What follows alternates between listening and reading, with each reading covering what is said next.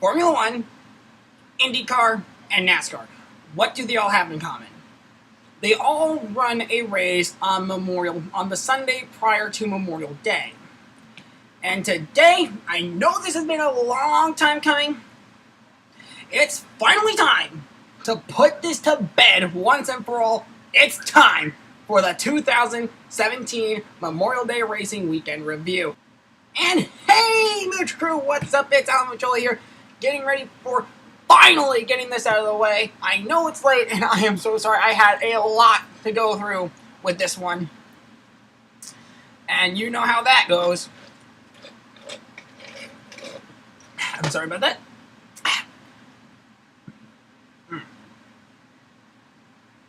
Alright, so I am very sorry for being late. I had a lot of footage to go through. I had F1 highlight reels to go through. I had to rewatch the Indy 500. I had to watch the Coca-Cola 600 the full way through. And that took longer than I expected. Now, normally I would be doing this on Memorial Day and have it up about a couple of weeks afterwards. But, oh my gosh, I can't believe this has been a long time coming. So let's finally put this to bed and begin the review. So as I've stated before, there are 3 races that go on the Sunday prior to Memorial Day. The Monaco Grand Prix, that's the first race, and that is the Formula One? Yeah, Formula One. So the FIA Formula One Monaco Grand Prix, that is race number 1. In the afternoon, race number 2, the Verizon IndyCar Series goes through and runs their race out at Indianapolis Motor Speedway, the Indianapolis 500. Always a race I look forward to. It is a race I always get excited for.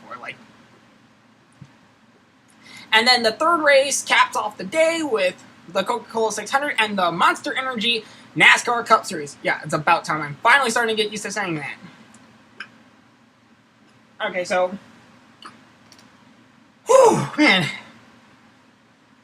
I say, let's get this review started with Monaco. Onward! So May 29th day weekends in Monaco at, ready for this? 6 in the morning! They want you to be up at 6 in the morning Eastern Time just so you can watch the Monaco Grand Prix! What is this logic? What kind of brain-dead logic is that? Do you know what time it would be in Colorado in order for me to have to wake up just to watch the Monaco Grand Prix? It'd have to be 4 in the morning! Good God! Okay, enough of the time rants aside. Enough of the time rants. Monaco Grand Prix, I did not get to watch. I'm not kidding, I did not get to watch it. And I bet you're wondering, oh, okay, what was it this time? Last year, I was pulling the all-nighter. But, let's just say my brother was here, and the TV's in the living room, so I think you can figure out where this is going. With my brother sleeping in the living room, and the TV being in the living room, no way I was going to be able to watch Monaco, so I was just like, yes, fuck it, I'll go to sleep. Fuck it, I'll just go to sleep. But Lewis Hamilton did win that race on a Daniel Ricciardo pit stop mishap. This year was a Ferrari front row. Kimi Räikkönen started on the pole position and Sebastian Vettel started second. I'm trying to recall this from memory. Okay, so over on Instagram, and you can follow me on Instagram at Alan_M00CH43, which I will be leaving. I'll be having that until the end of the season and it's been that way. It's been Alan_M00CH43 because of Eric Almirola's Kansas crash, but I didn't make a video on that, so I'm not going to go into full details here. Let's continue on with the Monaco talk. So, yeah, but anyway, over on Instagram, I was like, I'm calling it right now. I'm going to predict that Sebastian Vettel wins this race. Nailed it! I nailed that right on the head. Sebastian Vettel did win that race. Did win the race. It was pit strategy and drama, and that's the problem with the Formula One series. That's the problem with FIA Formula One World Championship Series. I mean, Why must we have Monaco come down to pitch strategy? Why can't we just have a nice, good race with a bunch of passing, some spectacular crashes? Oh wait, there was one spectacular crash. A McLaren flipped, and for those who don't know, I do like McLarens. So yay, McLaren's flipped, red flag. So that's red flag number 1 on the day. And no, that's not going to be the last time we see a red flag. Other than that, there's not a lot to talk about with Monaco. I mean, I basically summed it up in a nutshell. It was historic, as always. It was pit strategy, and there was drama. Oh, and one flip. But other than that, you really don't have much to talk about here. Basically, Monaco is just not something I recommend watching. And this year, I didn't get to watch it again. Yeah, I'm not kidding. I didn't get to watch it again this year. And I bet you are wondering why. Well, long story short, I was up until 4 in the morning. I wanted to get to sleep early so I could wake up for Monaco. In your dreams, Alan. In your dreams. A cat, literally a cat, knocks my mom's glasses into a bag of Fritos, and we're up until 4 a.m. looking for it.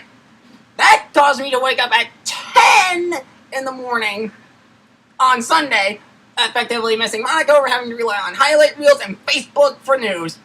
So, yep, good thing I missed it again. It's a good thing I missed it this year again, so there you go. So now let's move on to the next 2 races, because these 2 I'm looking forward to talking about because I did watch these.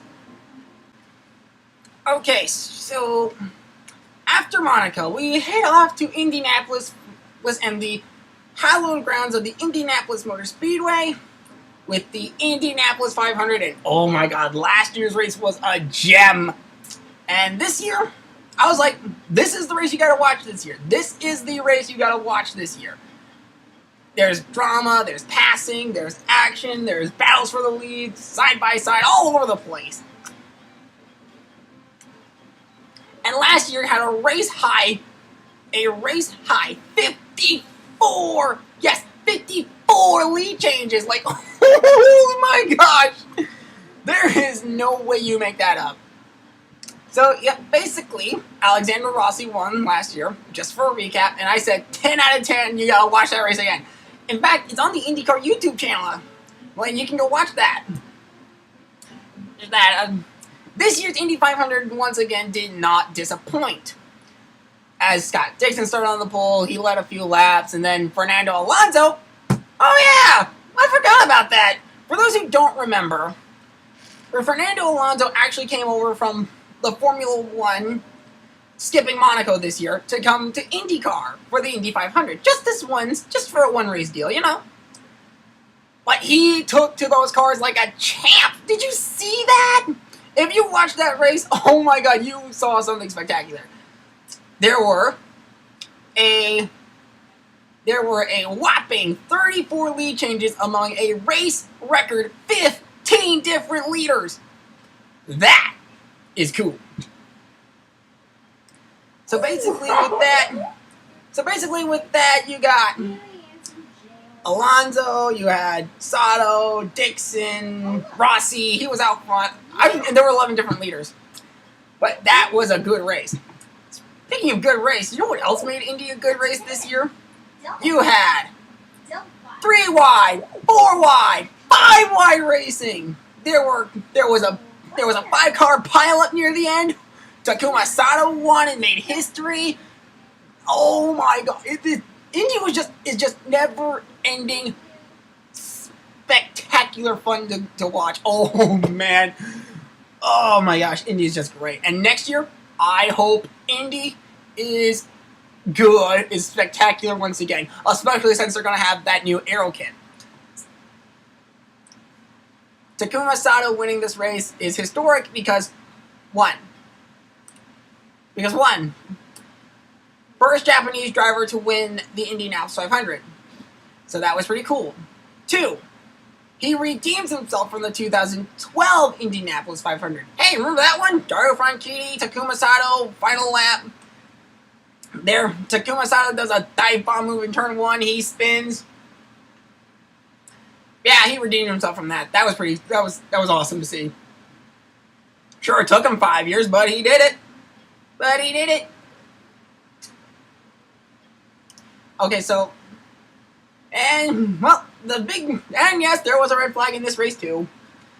Basically what happened is, one car had some kind of a problem, is up against the wall, can't keep it up against the wall, he goes down the track, and up and over goes pole sitter Scott Dixon. Whee! No, that wasn't fun. What I'm impressed about is how Dixon was able to walk away and shrug it off like, I'm fine, just bruised. What? Anyway, Indy 500 was great this year. I give that an 11 out of 10. It breaks the scale. Definitely got to watch it again. That's historic. If anything, just watch it for Sato's win. If not, watch it for the 3, 4, 5 wide passing side by side, battle for the lead changes, all the pit strategy that went into it. Oh my gosh. I can go on about that. I can go on about Indy all day. Indy talk for days, you know? I'm actually looking forward to next Indy season too. So there you go. Let's move on to the final event now on the day. Oh boy, is this gonna be the wild card. Oh, by the way, just a quick side note. Over on my Instagram, I said that I was predicting James Hinchcliffe to win. And Hinchcliffe just wasn't a factor the entire race. And then he got involved in that 5-car pileup I was talking about. You know, that big one at the 500, the 5-car, yeah. So that wasn't great. Yeah. But I am happy for Takuma Sato. Let's put that on record and say I am happy for Takuma Sato, but I predicted James Hinchcliffe to win and I was wrong. Okay, so we've made it through Monaco, we've gotten through Indy. Now there's just one more event. And yes, it's time for that one. And by that one, I mean the Monster Energy NASCAR Cup Series race, the Coca-Cola 600. Last year, if you recall, I'm sorry, was there a race on? I must have been asleep for that because it was 588 miles on the 78 up front! Why? That aero package stunk! It failed on every level. Why did NASCAR think that was a great idea? No! Just, God, no! 588 miles. That's 392 laps! 392 laps, I tell you! 392 laps of 400 laps! Every freaking time! I swear, you could have just walked out of the room and be like, I'm gonna come back into the TV, I'm gonna come back in, and if the TV still shows the 78 up front, I'm just gonna turn it off! You were better turning the TV off last year. Oh my gosh, that was awful. YouTube? Oh my gosh, it was horrible.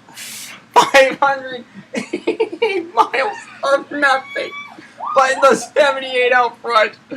I was better. You were better off turning the race off at the midway point than just waking up to find out how bad it was.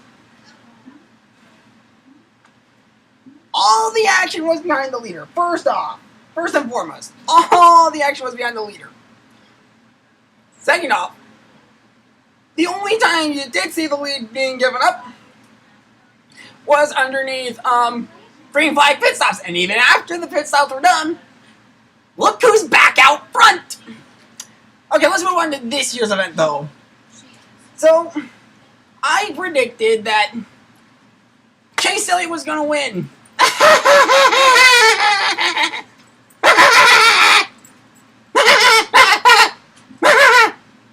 No. And this this was just awful because Chase Elliott got taken out, as well as another favorite, Brad Keselowski, after Jeffrey Earnhardt had his engine go up in smoke, or something, and then something flew out of the back and then hit Elliott's car, and then Chase Elliott's car caught fire, and then something else happened. But anyway, Kyle Busch won stage 1. Yay! Let's see how he... Hey, Kyle Busch might actually win this one. Let's give him a chance, why don't we? Well, stage 2, I was actually reminiscent of last year's Coca-Cola 600, as Martin Truex Jr. promptly won that. Yay, stage 2 goes to Martin Truex Jr. Where have I heard that before? Every freaking time! I swear, the 78 car wins every freaking stage! This is why the stage 4 is not good! You see one driver dominating! I'm going to go over and rant about this in another video. Let's just move on. Anyway, so the 78 wins stage number 2. So you got 18 for stage 1, 78 for stage 2. I even went on Twitter and was like, hey, this reminds me of the, this second stage of the hashtag Coca-Cola 600 reminds me of last year's event. Wouldn't you agree at, KG on YT? Yeah, it was just that bad. It was awful.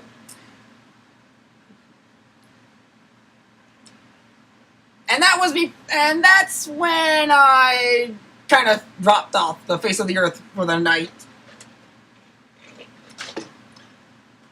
And this is where YouTube comes into play. After watching the entire 6-hour video NASCAR uploaded, yes, 6 hours, stage 3 goes to Denny Hamlin. Oh wait, was there something I'm missing? Oh yes, the stage 2 rain delay.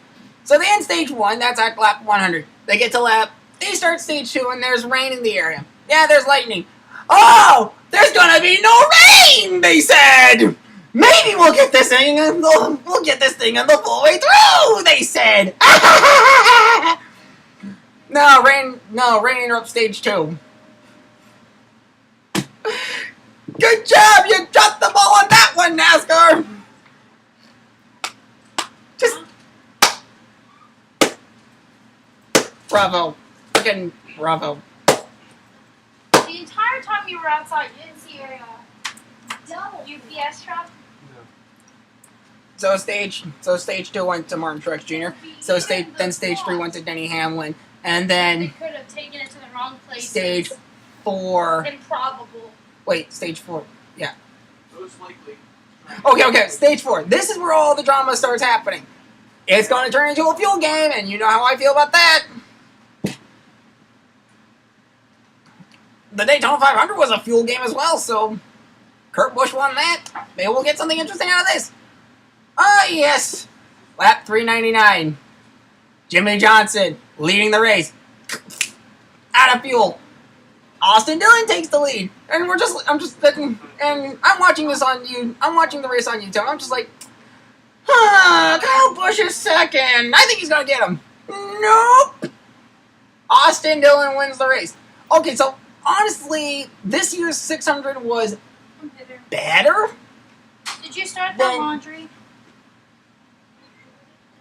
It was better, but it's still not as good as 2011. Hi, buddy. 2011's the year to beat with the Memorial Day racing weekends with me. I'm just throwing that out there. So basically, but yes, it was better. There was 3 wide, 4 wide racing. There was passes for the lead, even under green. And the fuel mileage race definitely, at the end, improved it. I would definitely say watch this one for the patriotic schemes and the history and just, honestly, a well-rounded fuel mileage pit strategy race that can be affected in every which way to Sunday. You know, oh wait, it was affected every which way to Sunday by everything I've talked about, mostly. And other things I would talk about, other things I kind of left out there. But yeah. Yeah, basically, that's it. That's all I got there. I think this is the first video I've actually changed my hat in more than... I did not wear the same hat. I changed my hat 4 times. 3 times, actually. Yeah, no, wait. Yeah, I changed my hat 3 times. I wore 4 different hats in this video. Oh my gosh. Anyway, that's it for this video. Like, comment, subscribe, all that good stuff. Ring the notification bell so that way you're notified of when my next video comes out, whatever that may be. Also, follow me on Instagram. Like I mentioned, it's at Alan_M00CH43. Follow me on Twitter. That's at SonicFan1750. You can follow me over on Tumblr at SonicFan1750. And I have Snapchat at Alan_Mooch. You can follow me there. Because there's chances that I might... And actually, I would like to talk with you guys there. So, yeah, add me on Snapchat. Go right ahead, do that. Also, do follow me on Twitch. Turn on the notifications so you're notified of when I live stream. That's Alan_M00CH. And if I'm not streaming over on Twitch, that's probably because I'm doing mod stuff for the Lombard Bros Gaming. So you can go check them out on Twitch, Lombard Bros Gaming, or over on YouTube. I'll leave the links to their Twitch and YouTube channels in the description below. So that'll do it for this week. And remember, until we meet again down the pipeline, I'm Alan, and I'm out. I'll see you guys in my next video. Outro launched in 3, 2, 1, go!